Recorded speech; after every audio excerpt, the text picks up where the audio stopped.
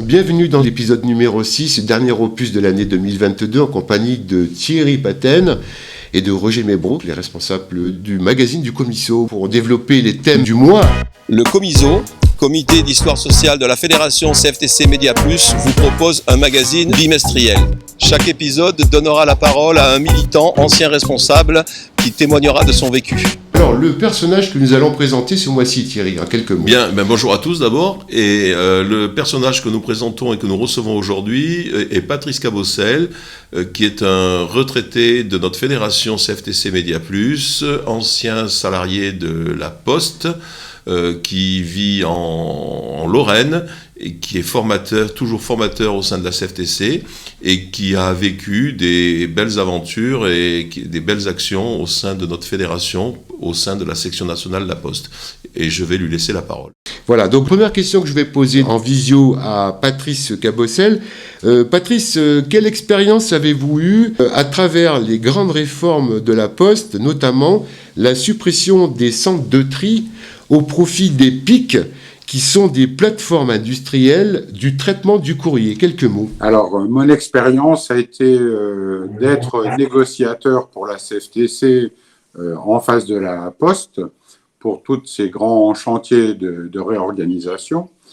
Et la réorganisation de la chaîne d'acheminement a donc vu la disparition des centres de tri départementaux au profit des grandes PIC, plateformes industrielles courrier, grande réforme voulue par la Poste pour faire face à la concurrence qui aurait dû s'installer en 2011 à la libéralisation du courrier.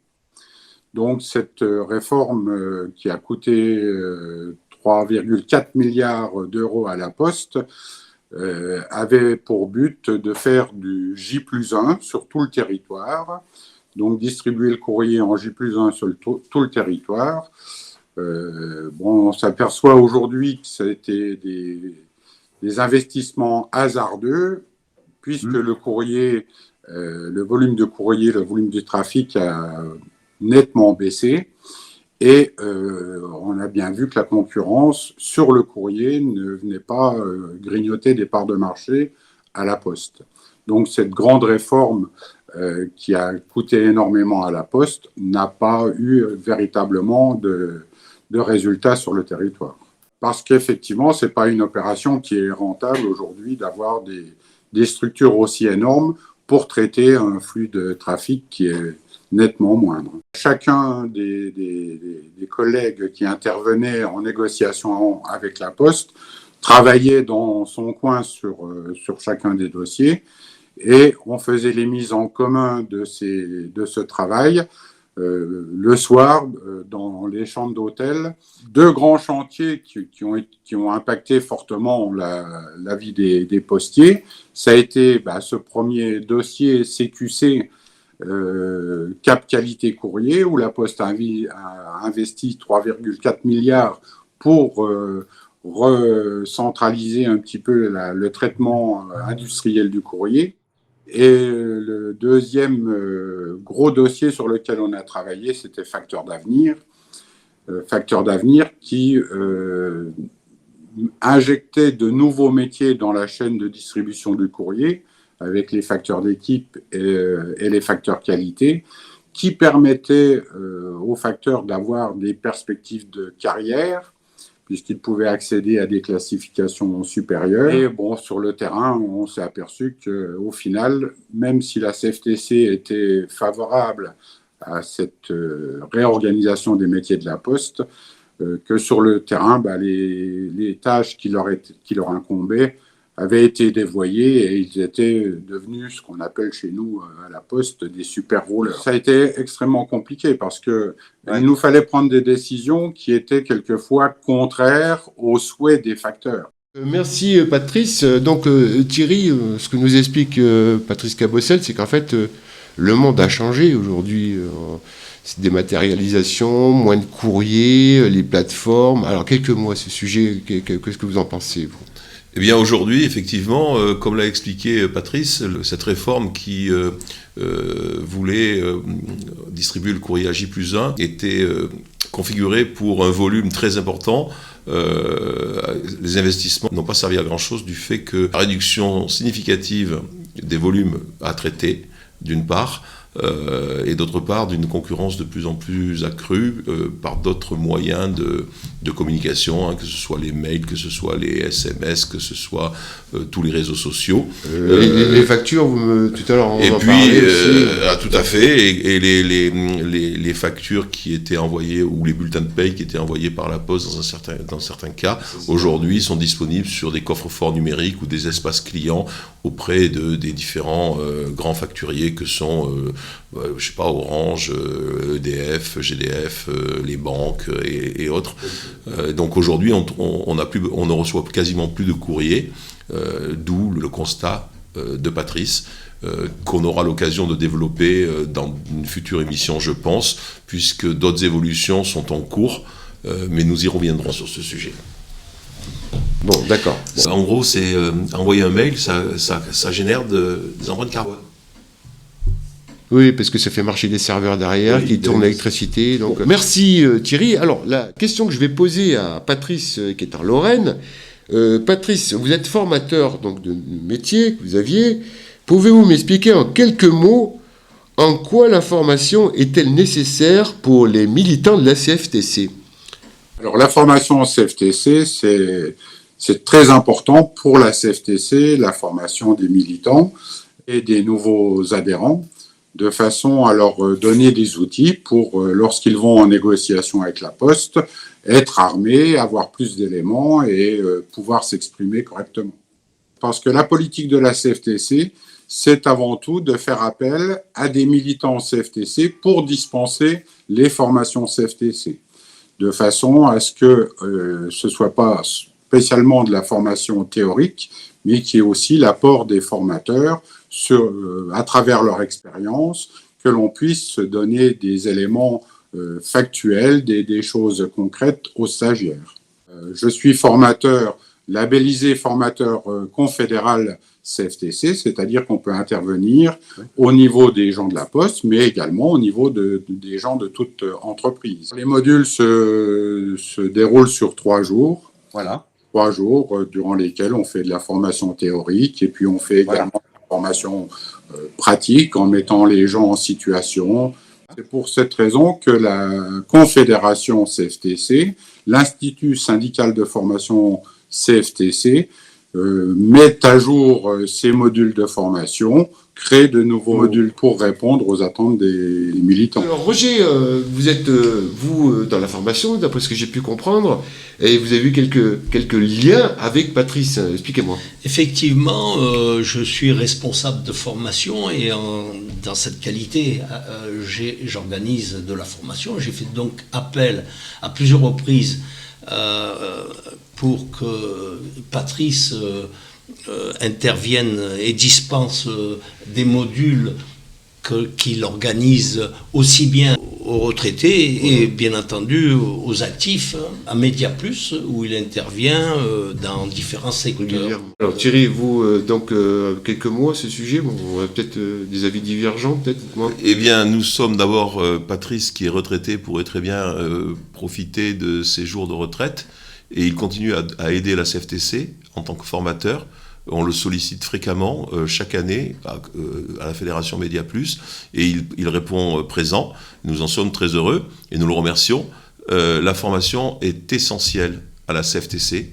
Nous formons nos militants régulièrement pour qu'ils soient à jour. D'abord, qu'ils connaissent l'organisation de la CFTC, ensuite qu'ils aient les outils pour pouvoir militer. Oui, parce que adhérent et militant, c'est différent. Ben l'adhérent est un adhérent, il nous soutient avec sa cotisation, il nous soutient par sa présence lors d'une manifestation, ou s'il y a une action de grève, il peut soutenir notre grève, etc.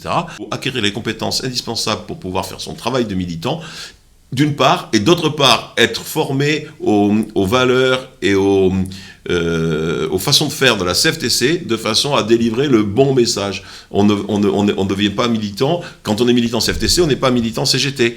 Donc ça s'apprend. Mais donc Roger, en fait, et Thierry, enfin tous les deux, vous m'avez bien expliqué, je vous remercie.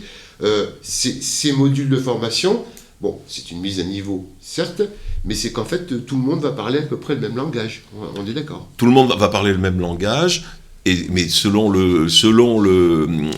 les missions et les actions que le militant va devoir mettre en place, ouais. Certains vont être en négociation, il faut qu'ils aient des formations en droit du travail, voilà. Il faut qu'ils aient des formations en communication, orale ou écrite, ou numérique même aujourd'hui, pour mettre à jour après la réunion, on veut mettre des posts sur Facebook, il y a une façon de faire, il faut être efficace, ou comment on fait un tract. Oui, le savoir-faire. Donc c'est technique, mais il faut savoir organiser le faire. le syndicat, ensuite, il y a des gens qui oui, vont c'est la vie du syndicat, en fait. Mais il y a d'autres personnes, d'autres militants, pas les mêmes, qui vont, aller sur le terrain et qui vont chercher des adhérents. Il y a d'autres militants qui vont travailler à faire tourner la structure, qui vont faire de la gestion. Plus on est nombreux, plus on pourra faire... Plus c'est du poids. Plus on aura d'adhérents, plus on aura de militants potentiellement, et plus on a de militants, plus on aura de l'efficacité sur le terrain, et le but étant le bien commun. Je rappelle que c'est une des valeurs de la CFTC. Patrice, dernière question. Ressentez-vous une différence entre le monde que nous vivons aujourd'hui et le passé que vous avez connu? Je dirais que le personnel travaillait en bonne intelligence et donnait des coups de collier quand il y avait besoin de donner des coups de collier, etc. Toutes ces réorganisations ont conduit à une démotivation des salariés. Il y a de moins en moins de fonctionnaires à la Poste, de plus en plus d'agents contractuels, voire même beaucoup d'intérimaires, pour lesquels la fibre postale n'existe plus. Le message de cette émission, c'est de sensibiliser les gens au fait de faire groupe, de faire masse, parce que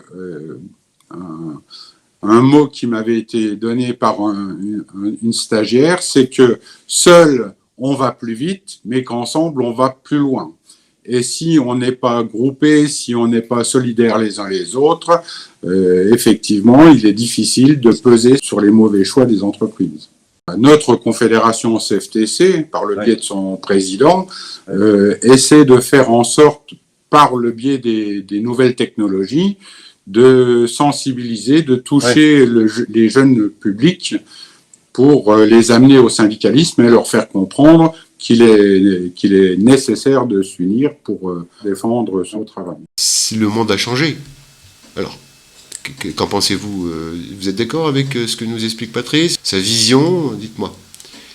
Clairement, le monde change tout le temps. Il a beaucoup changé, et notamment dans les secteurs qui sont couverts par notre fédération CFTC Média Plus, notamment à la Poste. On en a parlé dans d'autres émissions concernant France Télécom. Là, il s'agit de la Poste. Effectivement, les métiers évoluent. Le courrier devient de moins en moins important pour la Poste en termes de volume et en termes de chiffre d'affaires. Et ce n'est pas sans incidence sur l'organisation de la Poste, sur l'emploi à la Poste, et donc on aura l'occasion de revenir là-dessus dans le futur, mais les évolutions de cette entreprise sont loin d'être terminées, et le plan stratégique 2030 montre bien, le plan stratégique 2030 que la Poste a adopté il y a quelques mois, un an peut-être, montre bien cette évolution. On estime que le volume du courrier va être très très réduit par rapport à aujourd'hui, c'est-à-dire que la tendance que Patrice a identifiée s'amplifie, elle ne se poursuit pas, elle s'amplifie, et ça ne sera pas sans incidence sur les gens qui travaillent aujourd'hui à la Poste.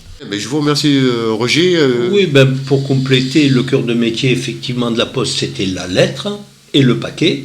Bon, maintenant, il restera peut-être très peu de lettres et un peu de paquets, voilà, avec la grande distribution qui... C'est l'évolution qui est comme ça, il faut s'adapter. Thierry? Je voudrais quand même faire un petit bilan rapide. Nous avons mené à bien ce projet en 2022. Nous avons réalisé une série d'émissions qui, j'espère, vous ont plu.